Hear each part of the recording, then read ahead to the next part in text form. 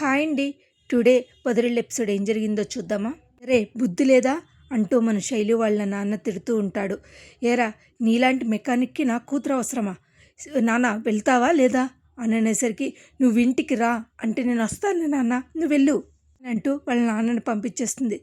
ఏంటి బుస్సు అలా అలా అలా అనేసారు మీ నాన్న అంటే, ఒరే నువ్వేమీ పట్టించుకోకు, అయినా నేనెందుకే నీకు అని అంటే, లేదురా నువ్వంటేనే ఇష్టం, నా దగ్గర డబ్బు ఉందా ఏముంది, చదువుందా, తెలిసింది ఇదే కదా, అదేరా నాకు ఇష్టం అంటూ శైలు చాలా గట్టిగా హగ్ చేసుకుంటుంది. ఇంకా శైలు వాళ్ళ నాన్న చాలా కోపంగా ఉంటాడు. ఈ లోపల చాలా బాధగా వాళ్ళ నాన్న తిట్టాడని చెప్పేసి మన కేశవ ఇంటికి వచ్చేసరికి, ఏరా అన్నం తింటావా? లేదన్నయ్య ఇప్పుడు తినను అంటే, ఏంట్రా ఏమైంది నీకు అని అంటూ ఉండేసరికి, నేను చూస్తానులే అన్నయ్య అంటూ మన చక్రి కూడా అంటాడు. ఏంటి కావాలని గొడవ చేద్దాం, అవునండి మాకు ఇదే పని అంటూ మహాలక్ష్మితో చాలా రూడ్గా మాట్లాడతాడు. అవును కొట్టుకోవడం తిట్టుకోవడం మా పని ఇదే కదా, మీరు తినండి అని చెప్పేసి మన మహాలక్ష్మితో అనగానే, కన్నా తిందాం రా అనేసరికి మొత్తం వాళ్ళు ముగ్గురు తింటారు. ఈ లోపల కేశవ దగ్గరికి వెళ్ళి, ఏరా ఏంట్రా ఏం జరిగింది, ఏమో వీడు చెప్తే బుస్సు దగ్గరికి వెళ్ళి వాళ్ళ ఇంటికి గొడవ చేస్తాడేమో, ఏరా బుస్సు విషయంలో ఏమైనా గొడవ అయిందా, అవునరా ఎక్కడా తెలిసిపోయిందిరా అని అంటూ ఉంటాడు మన కేశవ. నాకు లవ్ ప్రపోజ్ చేసిందిరా, తర్వాత ఏమో ఇలా వచ్చి వాళ్ళ నాన్న మాటలు అన్నాడురా, అవునా ఈ బండోడిని కూడా ప్రేమించిందా అని అనేసరికి, ఒరే ఏమీ జరగదు నువ్వేమీ కంగారు పడకు, ఆ అమ్మాయి ఎంత స్ట్రాంగ్గా ఉంది కదరా, నువ్వేమీ కంగారు పడకు అని చెప్పేసి మన చక్రి చెప్తాడు కేశవకి. చెప్పినా సరే చాలా బాగా ఆలోచిస్తూ, ఫోన్ రాలేదని ఆలోచిస్తూ ఉంటాడు.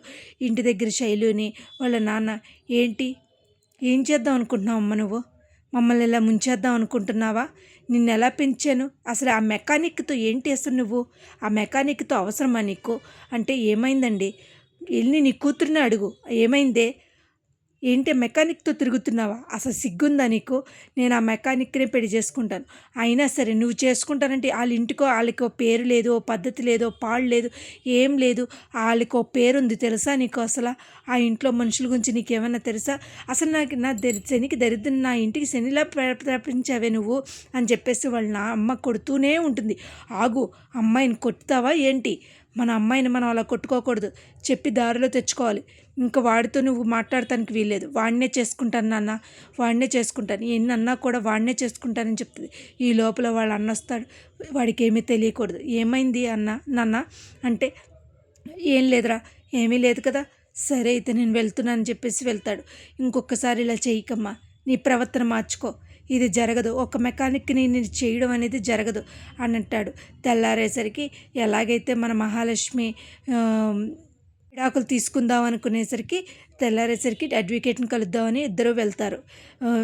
రే కన్నా వెళ్ళి కేశవ అని పెద్దిని పిలవరా అంటే, అమ్మ ఏంటి పిలిచావంట, పెద్ది మేమిద్దరం లాయర్ దగ్గరికి వెళ్తున్నాం పెద్ది, అంటే మేమిద్దరం విడాకులు తీసుకుందాం అనుకుంటున్నాం, వదిన విడాకులు తీసుకున్నాకైనా నా దగ్గర ఉంటావా, ఒరే ఎంతసేపు ఇక్కడుంటావా అని అడుగుతున్నాను, నీ నాలెడ్జ్ ఏంట్రా బాబు అంటూ చక్రి మనసులో అనుకుంటూ ఉంటాడు. అదేంటమ్మా అంటే, అవును పెద్ది ఇక్కడ ఉండాలి అంటే నేను అనేది ఇంకోసారి చక్రి అలా చేయకుండా ఉంటాడని నమ్మకం ఏంటి, అందుకనే ఎలాగైనా సరే అడ్వకేట్ని కలిసి విడాకులు తీసుకుందాం అనుకుంటున్నాం, ఇదేనా అండి మీ నిర్ణయం అంటూ కేసు అడుగుతాడు. అవును అని చెప్పేసి ఈ లోపల, సరే సాయంత్రం మీరు రండి అడ్వకేట్ని కలవాలని చెప్తాడు. ఇంకా చక్రి చాలా బాధపడుతూ ఉంటాడు. అది చూసిన మన పెద్ద ఏమి మాట్లాడుతూ పని చూసుకుంటాడు. ఈ లోపల చక్రి బయటికి వెళ్ళి ఉంచుంటే, వరే ఏంట్రా అలా ఉన్నావు, అవును ఏం చేయాలో తెలియట్లేదు, 4 డీజేలు పట్టుకురండి, ఇల్లంతా తిరిగి డ్యాన్సులు చేస్తారు, ఎందుకురా అలా అన్నయ్య మీద కోప్పడతావు, అవునరా ఎప్పుడు ఏ పెద్ది అనగానే వస్తారు కానీ ఎప్పుడైనా సరే కలుస్తుందాం, లేకపోతే ఎలా కలపాలి అయినా అనే ఆలోచన ఉందా, కలపాలి అనే ఆలోచనకి మీరు ఏమైనా చిన్నపిల్లలరా, మీరు ఎవరి కాళ్ళు చూసుకోవాలి అంతే, అది ఒక మూడో వ్యక్తి దూరే విషయం కాదు, అయినా వీడు ఏంటన్నా ఇలా మాట్లాడతాడు అంటూ వెళ్ళిపోతాడు. మన కేశవ అడిగితే, వరే మన మహాలక్ష్మి మనతో పాటు ఉండాలని మనకు తెలీదా? అయినా సరే వాడు అలాగే ప్రవర్తిస్తున్నాడు చూడు అంటాడు. ఈ లోపల కేశవ్ వర్క్ చేసుకోవడానికి వెళ్ళిపోతాడు. వెళ్ళిపోయేసరికి మనకి శైలు వస్తుంది. ఏంటి బుస్సు ఇలా వచ్చావు? మీ నాన్న రానివ్వడనుకున్నాను అంటే హ్యాపీగా ఉంది ముంగీస. ఎందుకంటే మన ప్రేమ విషయం మా నాన్నకి చెప్పేశాను. అయినా నన్నెందుకే నాకేమొచ్చు, నాకేమీ రాదు కదా. అయినా సరే నువ్వే ఇష్టం రా, నువ్వు నాకంటే నువ్వు ఉన్నంతలోనే నాకు ఇష్టం రా అని చెప్పేసి శైలు చెప్తుంది. అటుగా వెళ్ళిన శైలు వాళ్ళ అన్న అది చూసి చాలా కోప్పడతాడు. చాలా కోప్పడి ఇంటికి వెళ్ళి సామానం అన్నీ తన్నేస్తూ ఉంటాడు. ఇంకా వెంటనే వాళ్ళ అమ్మ వచ్చి ఏంటి సామానం మీద అలా ప్రవర్తన చూపిస్తున్నావు అని అడుగుతుంది. మహేంద్ర ఏంటి అంటే, ఏమైందా నీ కూతుర్ని అడుగు, వెళ్ళి ఆ మెకానిక్ని వాటేసుకుంటుంది చూడు, వెళ్ళి నువ్వు కూడా అంటే అదిగో లోపల ఉన్న నాన్నగారిని అడుగు, అలా కూర్చుని ఉన్నాడు కదా. తెలుసు, బయటకు ఎవరికైనా తెలుస్తుంది. అయితే మీకు ముందే తెలుసు అన్నమాట. అంటే నాకే చెప్పలేదన్నమాట. ఏ బుద్ధి లేదా? ఆ మెకానిక్తో తిరగడానికి నీకు బుద్ధి లేదా? నేను వాడినే లవ్ చేశాను, నేను వాడినే పెళ్లి చేసుకుంటాను, నా ఇష్టం, మీరు 100 సంబంధాలు తీసుకొచ్చినా కూడా నేను పెళ్లి చేసుకోను అని చెప్పేసి తెగేసి చెప్పేస్తుందండి మన శైలు. ఇంకా వెంటనే కూడా ఏం చేయాలో తెలియక వాడి సంగతి నేను చూస్తాను నాన్న అని చెప్పేసి మన శైలు వాళ్ళ అన్న ఇంటి మీదకి వెళ్ళిపోతాడు.